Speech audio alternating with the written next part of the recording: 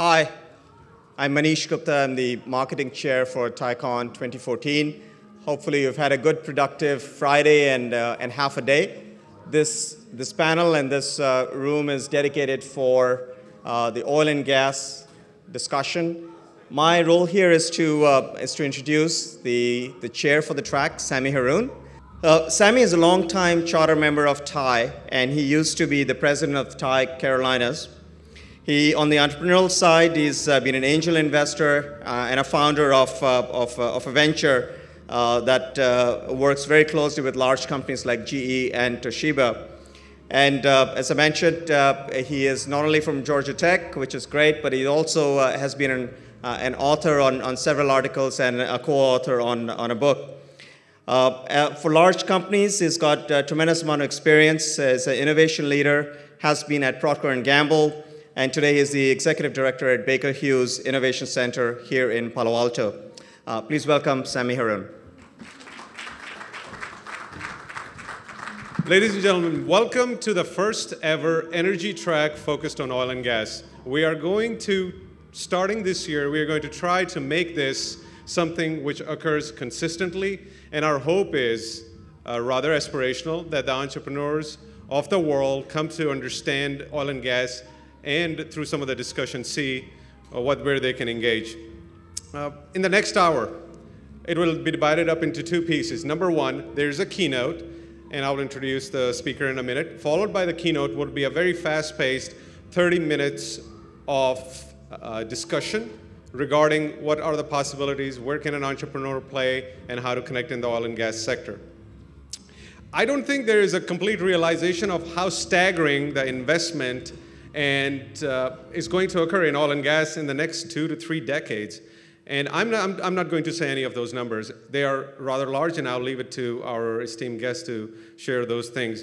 But surprisingly, I believe some of you probably do not know how extensive a use of a technology has been in oil and gas. So both of those areas are our focus. Let me go ahead and introduce our keynote speaker. Dr. Ram Shenoy is the Chief Technology Officer for ConocoPhillips, which is it's called an IOC, or an operator. They own assets and leases from which they extract hydrocarbons. Ram has 20 years of oil and gas services experience. He was previously with Schlumberger in research and development roles. And just to keep it moving quickly, I would like to highlight a couple of his board positions. He is on the board of U.S. Secretary of State's advisory role and Energy Venture Technology Advisory. With that, Ram Shenoy. Good afternoon. I'm really flattered and honored to be asked to present to this audience at this forum in Silicon Valley on innovation in the energy sector and in oil and gas. I want to thank Sammy Haroon and Rupa Gir and Ty for inviting me at what I realize is an inaugural event. So I'll attempt to meet your expectations. So I expect this audience is largely entrepreneurs and venture capitalists, people who think very hard about applying science and technological innovation to solve problems that aren't adequately addressed to create viable businesses. And I think if you look in the title, Innovation and Energy, it wouldn't surprise me if you look at that title. I wouldn't be surprised if you didn't naturally think of oil and gas as pushing the frontiers of technical innovation. In fact, I'd somewhat expect that you'd be thinking about advances in renewable energy, perhaps in solar or in wind, or perhaps advances in battery storage which have made electric vehicles possible. So if that's your perspective, I want to change your viewpoint. So in the next 20 to 25 minutes, I'm going to talk a little bit about the last 10 years in the oil and gas industry, which I think have had a magnitude of technological changes which have led to an impact greater, which we've only realized maybe 3 times in the last 150 years. Okay? And my message to you is that as entrepreneurs, the choices you make in terms of riding the trends that are unfolding before us are huge. So as you listen to me talk, think about this question. in which industry has innovation in the last 10 years created the biggest impact on the US economy and the world economy in the last 10 years across all industries. And I'm going to make the case to you that oil and gas is a pretty good contender, notwithstanding all the other innovations across all the other industries in which I'm sure you're more familiar than I am. Okay? So, I think entrepreneurs, one of the reasons for your success is that you think very hard about the problems you're trying to solve. So let me take a couple of minutes to frame the energy challenges confronting the world. And the key point I want to make is that access to affordable energy is fundamental to enjoying a high material standard of living. And in the developed world, we take this for granted. Okay? So here's a map. It's a map of the world at night. I'm using it as a proxy to illustrate which regions of the world have access to affordable energy and which regions do not. Okay, so roughly speaking, there are about 7 billion people in the world. That number is going to grow to about 9 billion by 2050 or so. Out of that 7 billion people, between 300 to 350 million people, primarily in the US and parts of the Middle East and in Northern Europe, have access to really cheap, abundant energy. And they also consume more energy than pretty much most of the other people in the developed world, let alone the developing world. So to give you an example, the average person in the United States consumes more than twice as much energy as people in Europe, say in the UK, Spain, or France. Okay?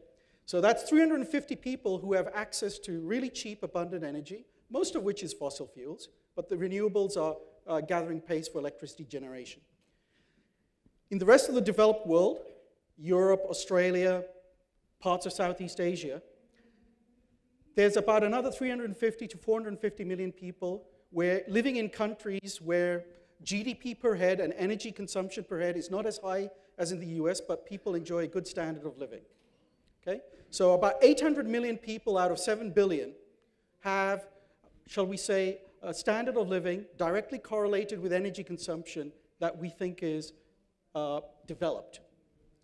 And at the other end of the scale, there are 1.5 billion to 2 billion people who have little or no access. So these are people who might burn biomass for heat, who have no electricity, who are not able to perform the activities facilitated by cheap energy. They don't have running water, sanitation, and so on. And the key point for the world and for developing nations is, if you want to raise the material standard of living of your populations, one necessary condition is access, security of energy supply, and at affordable prices. And as entrepreneurs, that's the problem you're going to solve. You've got to try and solve, whether it's oil and gas or renewables or anything else. Okay? Now, the other reason I'm showing this slide is it allows me to talk about the story of how oil and gas got started. The modern petroleum industry got started by being a better technology for lighting. So, in the middle of the 19th century, the primary fuel for lighting, for lamps, was oil from whales. In fact, the North American whaling industry was a pretty significant industry in the 19th century. Whales were actually being hunted to the point of extinction because of demand for fuel for lamps. Okay? And that demand was really driven by the population growth in North America at the time. And so what happened? Well, a Canadian geologist figured out how to produce kerosene from petroleum. Petroleum at the time was thought to be a useless substance, right? And kerosene was a better technology compared with whale oil. Why? Because it doesn't spoil, you can store it indefinitely, and it was cheaper because whales were being hunted to extinction. The price was skyrocketing.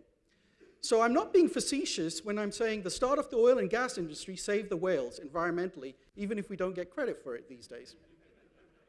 Okay? And so the primary demand for oil at the time was as a substitute for fuel for lighting. And so what did people do? They began looking for petroleum, which was occurring in the ground in natural seeps. And so people began drilling near seeps. And so the purpose of this slide is to show the equivalent for the oil and gas industry of the Hewlett and Packard moment for Silicon Valley. So in the left is the original garage in which Hewlett and Packard patented their audio oscillator. This may not quite be the first oil well, but in the 1850s, people began simply drilling for oil near naturally occurring seeps in Pennsylvania. And the key point I want to make here is the act of simply drilling wherever oil seeps were occurring gave the world access to 1 trillion barrels of oil and gas at economically developable prices at the time that it did not have access to before. And in the subsequent 150 years, there have been 4 events in history where 1 trillion barrels of oil and gas at economically developable prices have been found. And I'm going to talk through them up until the last 10 years. Okay? So 1 trillion barrels of oil and gas equivalent is $100 trillion at today's prices. Okay? Okay. So I want to also emphasize that this is about entrepreneurs and innovation. So this was a new industry, just like Hewlett and Packard were at the inception of Silicon Valley. So the key points, there are 2 key points I want to make. One is, even though the original use for oil was for producing kerosene, very quickly in the subsequent 50 years, people found all sorts of other uses for oil and gas as a fuel. So I just want to observe that you would not have the automotive industry, the aerospace industry, a significant part of the power generation industry, without the availability of these hydrocarbons as fuels, which people discovered in the subsequent half century, nor would you have plastics and petrochemicals, right? So they started the entry point with lighting, and then they evolved. The other point is the industry was built by entrepreneurs. So the prototypical example is the Rockefellers became rich, and the Rockefellers ended up being the genesis of Exxon, Chevron, and other big oil companies today. Not only that, a few famous service names. So Ronald Baker, Earl Halliburton, Howard Hughes, they introduced innovations in drilling technologies and in cementing. And these are big companies today, but before they were entrepreneurs like you. Okay, so I'm in Silicon Valley. I'm not very familiar with it, but I've heard a few of the sound bites. That in the 1950s, IBM thought that the market for computers was going to be 5. That someone prominent in Silicon Valley thought in the 60s and 70s that there would be no need for a personal computer on every desk or in every household. That AT&T were told in the mid-80s that the market for cell phones in 2000 would be no more than 1 million, when in fact 1 million subscribers were being signed up every 3 days in the year 2000. People get these things wrong, and in fact, over the last 150 years, people have been predicting a shortage of oil and gas. Probably 15 years ago, people were thinking about $250 and $300 a barrel oil now. Okay? It's actually a repetition of earlier fears about the world running out of oil and gas. So I want to talk about the next trillion barrels of oil equivalent. So the first trillion barrels was simply drilling. The next trillion barrels came because people began applying science and engineering to the Earth's subsurface. So this is where the disciplines of geology, petrophysics, reservoir engineering, petroleum engineering, all of these disciplines began maturing, where people began saying, well, we don't need to drill randomly. We need to locate where the hydrocarbons are, and that's what happened. And in fact, the big giant fields of the Middle East and a lot of other big giant fields were discovered as a result of the invention of these scientific disciplines. Again, it's about entrepreneurs. So Conrad and Marcel Schlumberger invented the resistivity log at this time in the 1920s. Resistivity is a fundamental measurement to discriminate between hydrocarbons and other fluids, and that is the genesis of Schlumberger, the service company today.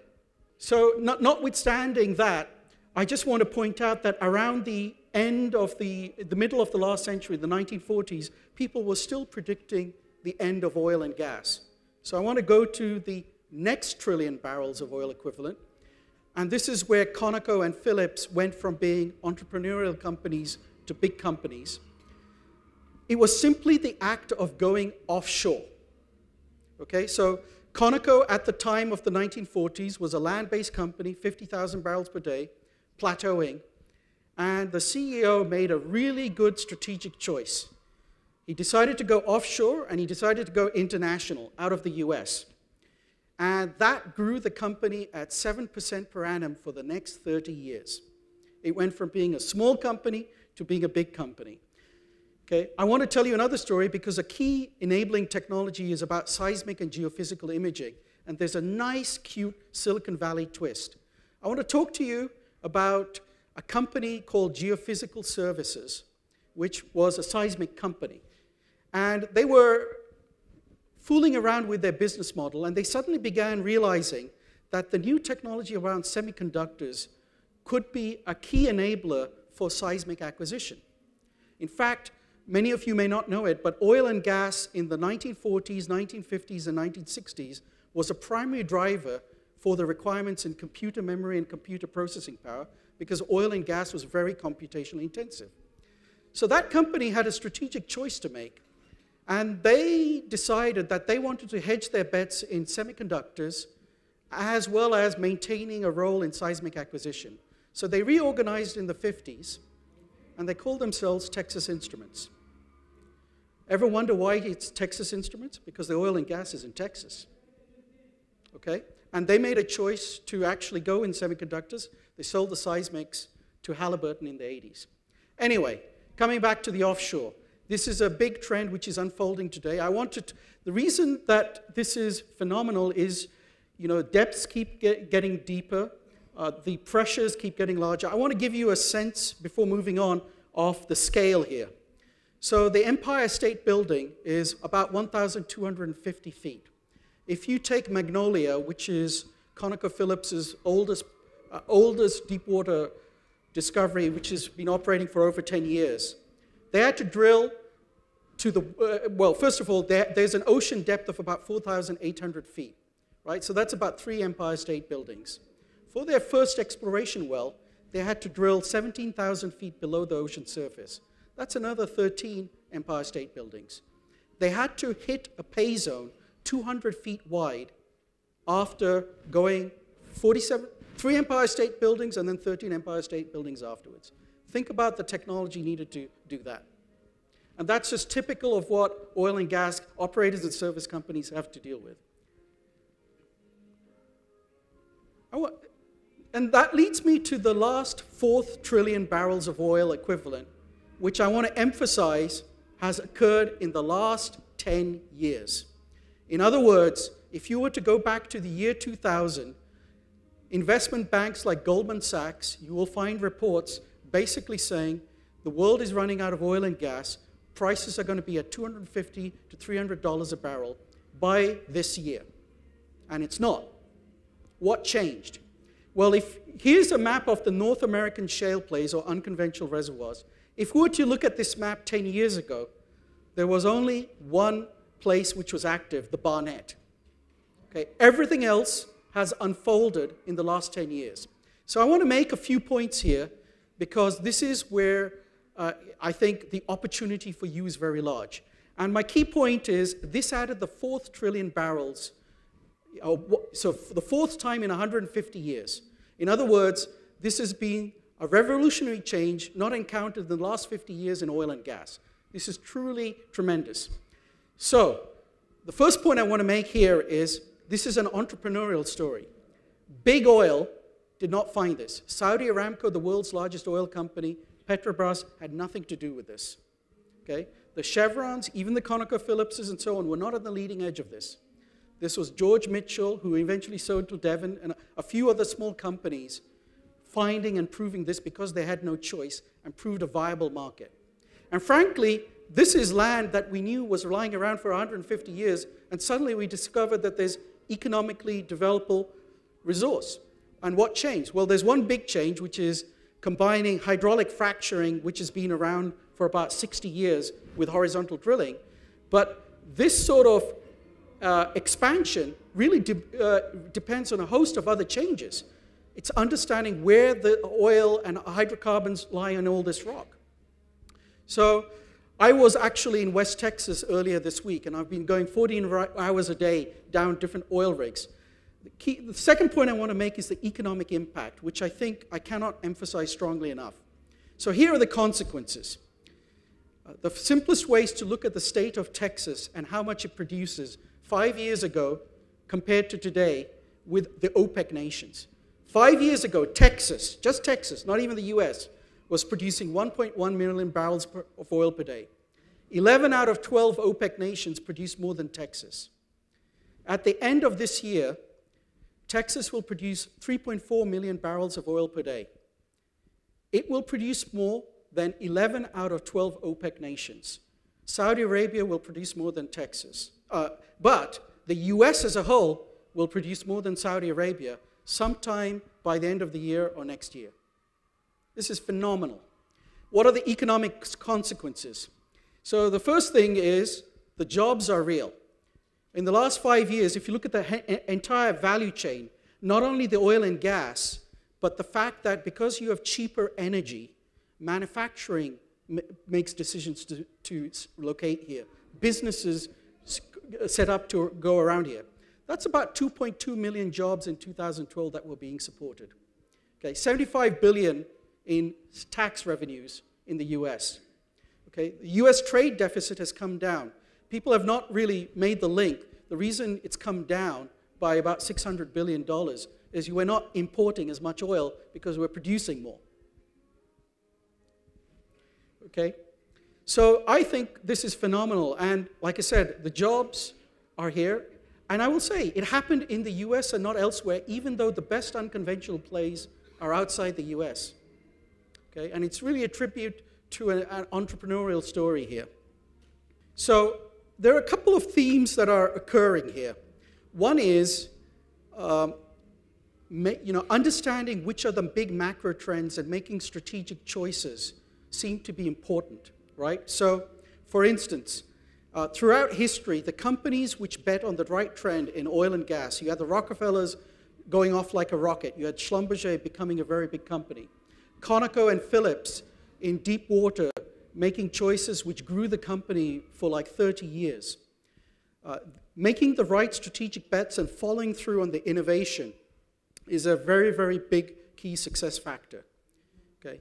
The other part that I will say is that it's primarily about taking risk, intelligent risk, which sometimes big companies are not always geared to do. They're geared to sustain and grow their ongoing businesses. And so this is where I want to close. I want to talk a little bit about how we're approaching innovation. As we reflect, we, ConocoPhillips, have made two big strategic choices. We're betting very big on deep water, which may mean that we're ending up spending about $10 billion a year in deep water developments over the next 5 years. And we're betting very big in shales. We intend to lead in shales, and in fact, some of the third-party reports say that we do lead in terms of cost of supply and lifting costs. Okay. But one of the things that I think we've realized is this is not really about big internal R&D innovation. This is really about creating the right incentives to get the right entrepreneurs to participate and create the value. So one of the things we've done is we have a venture capital, a small venture capital investing activity. Our intent is not to compete with the energy ventures or any of the venture firms who are really, I would say, full-time devoted into equity investing. Our real incentive here is to make small investments to steer companies to relevant market implementation. So one of the things I've required is before there's an investment decision, I want to know what the field trial is that's coupled with it to develop the market case and commercialize it. And I'm going to close with talking about a few of the challenges that we have in oil and gas, noting the background of the audience here. So I understand that technology in oil and gas has a very broad footprint. In fact, it's one of the reasons I am in oil and gas. It's an amazing breadth of scientific disciplines: physics, chemistry, mathematics, engineering in all its flavors has to be brought to bear in order to successfully, provide oil and gas to the world. But I will tell you this, and I'm sort of informed by a previous experience in my career. In the 80s, the oil and gas industry tried to develop fiber optic telemetry as a high bandwidth telemetry for oil field logging. And we couldn't do it in the 80s. But after the telecom industry invented billions in it, the incremental investment for us to adapt it was actually pretty quick. Okay, so one of the things that I think we are missing the boat a little bit, the big oil and gas approach about instrumenting the oil field and sort of, you know, the oil field has talked a lot about networking all the assets and gathering all the data to optimally steer and control the reservoir. We are probably too custom. I think the Silicon Valley approach, where you focus on cost and mass, easy modularity and customization, may actually give us a more cost-effective path to it. I think the approaches you have to analytics may trump the 2 or 3 decades efforts we have had to develop the right models to understand what's going on. I don't know, but I think there's a useful conversation to be had. We certainly engage with a few. One of our investments is a small startup based in Houston, which is looking at aggregating data. You can think of it as a Google for drilling oil fields. Basically, it's helping people get data from geographically dispersed assets so they can prioritize in which order they go. It's a really simple application, really the thin end of the iceberg. But it's amazing how quick the uptake has been compared with us trying to imagine and develop an application by ourselves. I want to talk about a few other challenges. We're quite preoccupied with carbon emissions. So we don't think that simply injecting carbon dioxide into the ground is the only viable solution. We're quite interested in creative ways of making money from carbon dioxide emissions. So we've invested in a startup called Skyonic, which basically takes carbon emissions from flue gases and tries to make money by converting them into commercial products. And in fact, the real application won't be in oil and gas. It'll be for coal-fired power plants or natural gas power plants, where the carbon emissions are the biggest. A couple of other things. You've probably heard a lot about hydraulic fracturing, and you've heard a lot about probably the sustainability of hydraulic fracturing, the amount of water it uses. The one thing I would emphasize is if you're thinking about water usage in the United States, hydraulic fracturing is less than 1% of water usage. Agriculture uses far more. But one thing we are preoccupied with is ways of not using water because we're not likely to be able to do it elsewhere in the world. I'll point out that water as a commodity costs more per unit volume than the equivalent amount of oil. Okay? So one way we are quite interested is there a different physics of breaking rock, electromagnetic means, for instance, that doesn't need to use water? We'd be quite interested in ideas from this crowd on that. You're certainly in the right academic cluster. Well, I hope this has provoked your interest, and thank you very much. And I hope this is sufficiently interesting to be a regular highlight of TiE in the future. Thank you.